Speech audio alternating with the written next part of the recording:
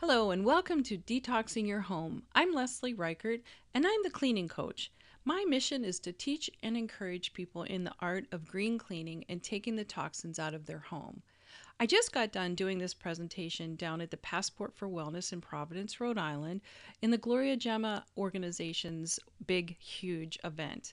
And I thought, since we had such a big group of people that couldn't make it into the event, my talk, that we would do this online for you. So we're creating this as a webinar, and I'm so glad you're joining me today. Detoxing was the big buzzword at the event. We were talking about 10-day cleanses and juicing, and then you can have the 30-day challenge for your food intake. But nobody really thinks about the detoxing of your home. You know, you can take all the toxins out of your food and out of your body, but if you're living in a toxic environment, it doesn't do you any good. So I'm going to talk about how to detox your home today. Now, you may be looking at me and going, no, my home's just fine. There's no toxins in my home. So I'm going to show you a couple reasons why we need to consider this. Did you know that most babies, when they come home from the hospital, have over 250 toxic chemicals in their system? And they are not gathering those toxic chemicals from the hospital on the way home. They're getting them from the mom. And mom's environment is really her home. So those 250 plus chemicals are actually coming from your home. And I think it's time we take a look at our home and figure out what we're doing. Most of those toxic chemicals you are involved with at least every day. 168 chemicals before we even leave the house. That's incredible. You know what? The stuff is in your shampoo, it's in your makeup, it's in the soap that you're using, hairsprays, all those different things. And you need to start considering the fact that you're being exposed to all this before you even get out of the house. So, did I talk you into doing something different and taking a look at it? Great! I'm excited. Started. We're going to take a virtual tour through your home. And I want you to try and think of which room in your house would make the biggest impact. We have kitchen, maybe. Bathroom was another one. Sorry. The one room where you can make the biggest impact is your laundry room. The way you're washing and treating your clothing is where you can make the biggest impact. I know this is kind of like, what? But it's true. So here we're going to go. We're going to do a little history lesson and we're going to do a little chemistry lesson. So hang with me. So the one thing that we do that we never used to do is we use detergents. Before the 1950s, we used soap to wash our clothing. Now, the science of soap is that it goes into the laundry water. It actually wraps itself around the dirt, pulls it out, and rinses totally out of the clothes. And that's the way we did it for a long time. Now, some people got really frustrated with the soap ring that it left in their washing machines. So companies came together and they created a detergent. Now, let me rephrase that. It's a detergent. That's right. The science of detergent is a little different than soap. What it does is you add the detergent to the water and it goes into your fabric and latches onto it. And it doesn't let go. So what happens is your laundry goes through the washer, the dryer, it comes out, you put it on, and it still has detergent in it. Yeah, and that's what it does, is it actually forms like a barrier between the dirt and the fabric of your clothing. But it stays in your clothing all the time. If you don't believe me, go to your washing machine, put a load in, and don't add any detergent to it. You're going to see soap bubbles. Trust me, your clothes is full of detergent. So what you're going to do is you're going to take the detergent and you're going to wash it out of your clothes, and it's going to make a huge difference because you're going to try and get it out of the clothing. But that's what detergent does. It latches on, it stays in your clothes, and then it lays on your skin for 24 straight hours. Your skin doesn't want that on it.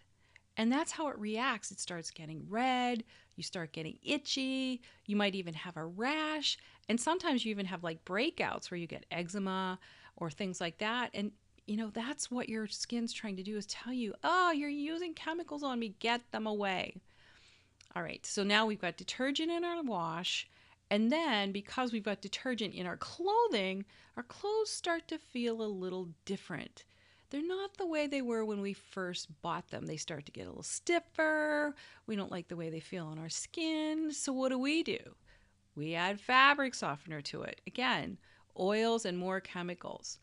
I even mentioned the fact that there's a new commercial out right now where one of the fabric softener companies is saying, hey, our fabric softener lasts, the smell of it lasts for 7 days. How many chemicals do you have to put into something to have the scent last for 7 days? Let's do the math here. So there's a lot of chemicals in your fabric softener.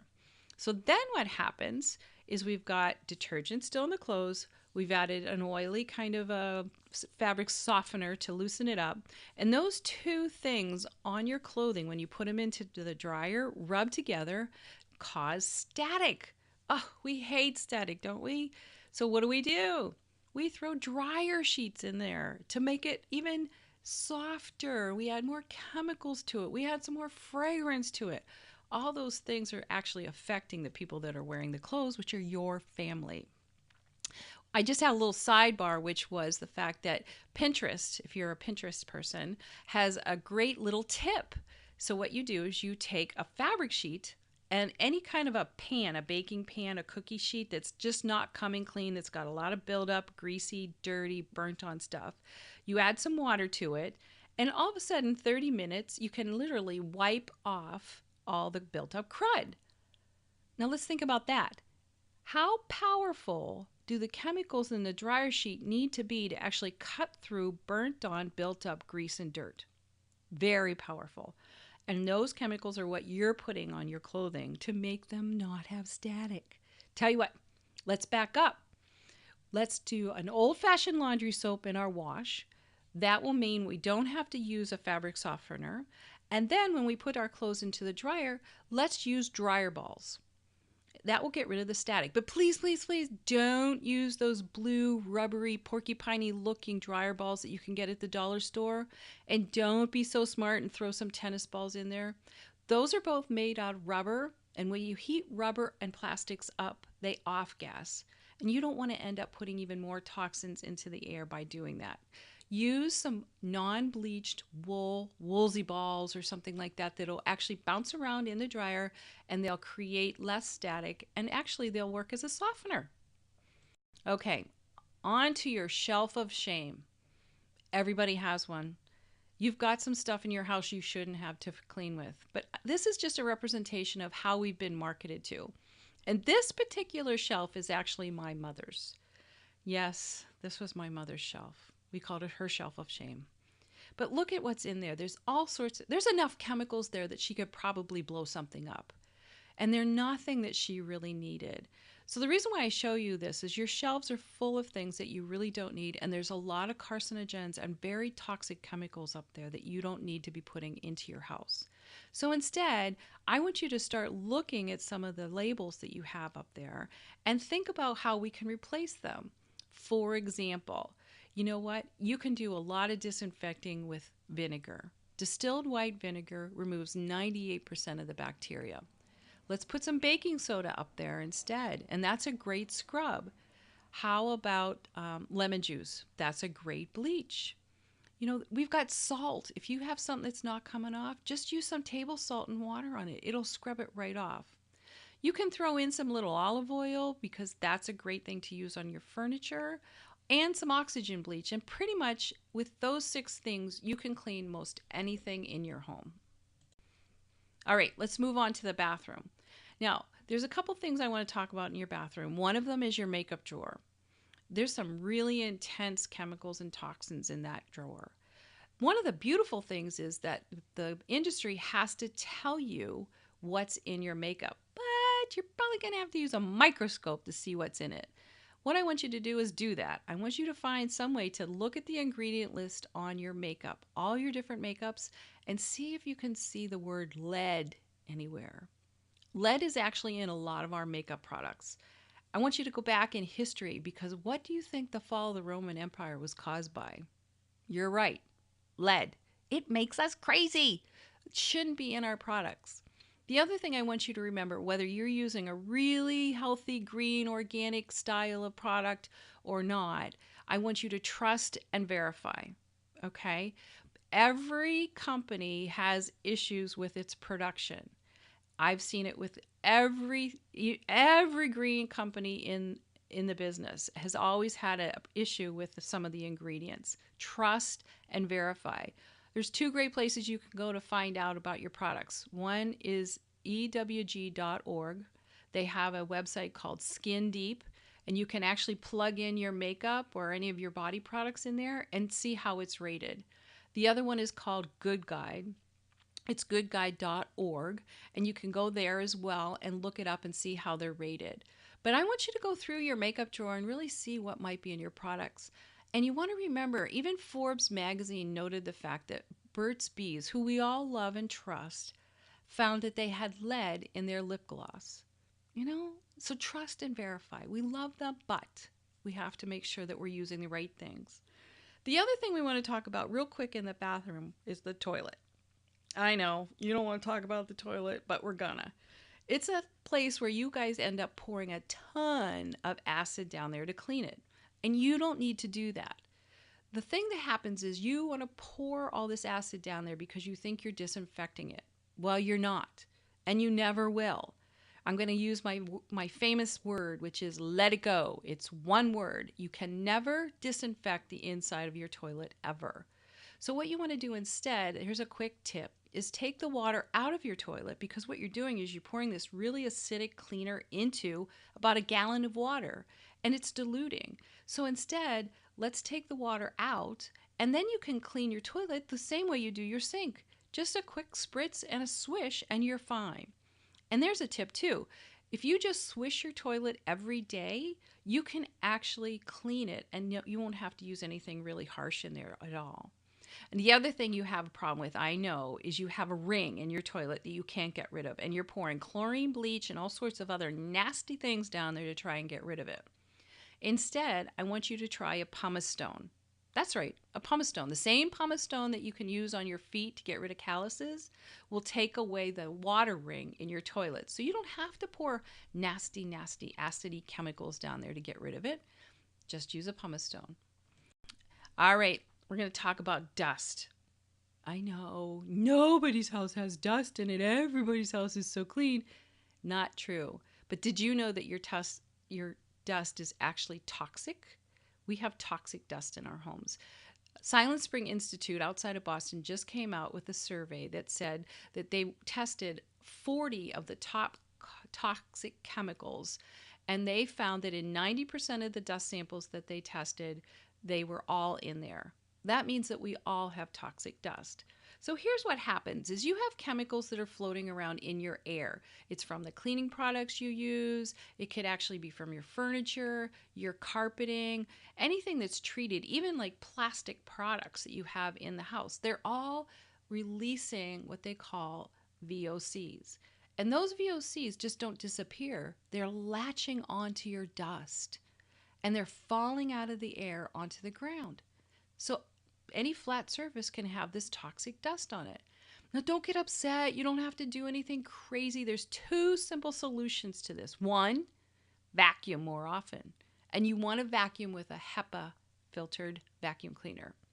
You should not be dusting after you run the vacuum cleaner. I know some of you do that. That means you need a new vacuum cleaner. Okay?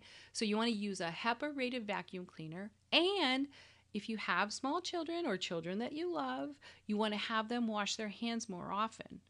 And it's just to get the dust off. So it's simple. Hand washing, have them sing their birthday song, ABCs, whatever it is. And that way you can get rid of that toxic dust in your home and on their hands. Well, let's go to the garage. Oh yeah, that's my garage.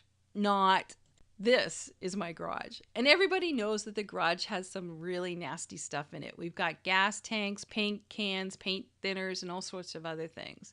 But this is more of a tip on how do you use your garage. And I've noticed this a lot in my own neighborhood, is that people will turn their cars on while they're in the garage, even with the garage door up, thinking that, well, as long as the garage door is up, the carbon monoxide won't affect us. Wrong. Don't do that. If you really need to start your car and warm it up before you get going, take it out of the garage and shut the garage door. The last thing you want to do is have any signs of carbon monoxide in your house. And you'll say, well, I have carbon monoxide alerts. There's not coming on. They're still leaking into your home. You don't want any of that in your home. That car exhaust is dangerous and it should be outside the house and the door should be shut. Okay, so don't be putting your car in the garage and turning it on ever. So, for listening to this, I wanted to give you a free copy of my new book called The Joy of Green Cleaning for new parents. Now, even if you're not a new parent, this is a great book for you to use. It's going to have a bunch of recipes in it, including the recipe for my laundry soap and all those other things that we talked about. Alternatives for your shelf of shame, if you will. All you need to do is go to greencleaningcoach.com and you'll see a place to enter your email address. And all of a sudden, within minutes, you're going to get a copy of my book. So I wanted to give that to you as a thank you for listening in. And I will also be putting you on my email list, and I send out videos and tips and tricks and all sorts of wonderful ideas. You can also listen into my podcast, which is called Clean Green Talk, and that's at cleangreentalk.com, where weekly I interview great leaders in the industry when it comes to living a cleaner, greener lifestyle. And we also have a TV show called Clean Green Living, where there too you get to see me in action, learning more and enjoying this trip on a wonderful clean green lifestyle. So thank you so much again for listening. I'll see you over at greencleaningcoach.com.